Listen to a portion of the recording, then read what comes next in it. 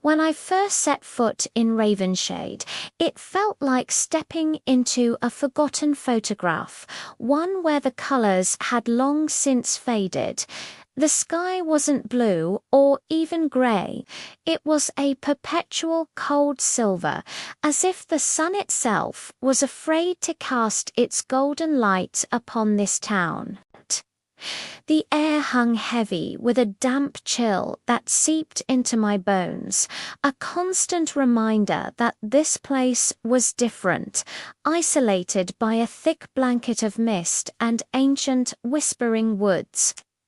The bus groaned to a halt, and as I stepped onto the wet pavement, the world seemed to hold its breath. This was my new home, a town that had forgotten the sun. My name is Lena Vale. I'm 17, an unwilling transplant from a world of sunlight and noise to this realm of shadows and whispers. And from the moment I arrived, I became the town's newest, most fascinating rumour. In the hallways of Ravenshade High, conversations would die down as I passed. Eyes would follow me, filled with a mixture of curiosity and a strange, knowing pity. They stared at me as if I were a ghost they'd been expecting, as if my arrival was the final piece in a puzzle I didn't even know existed. They knew something I didn't, some dark, tangled secret woven into the very fabric of this town, and I was somehow at its center. Then I saw him. He was standing at the far edge of the school courtyard, leaning against an ancient oak tree whose branches twisted like arthritic fingers. Elias Corvin. He was unnervingly still, a statue carved from moonlight and shadow. His skin was pale, his hair as black as a raven's wing, and his eyes were fixed on me. It wasn't just a glance.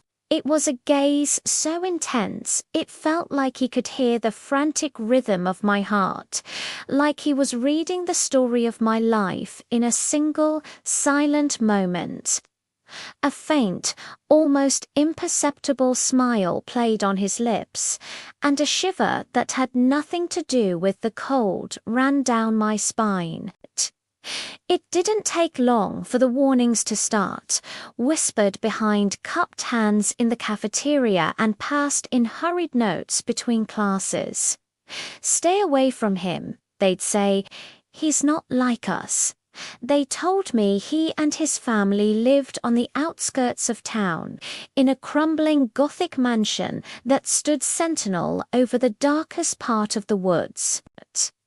They spun tales of a family that never seemed to age, whose members were never seen with so much as a scratch, and who retreated behind their iron gates before the last rays of twilight vanished.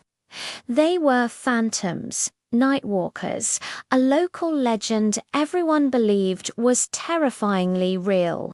But the way he looked at me held no malice, no threat.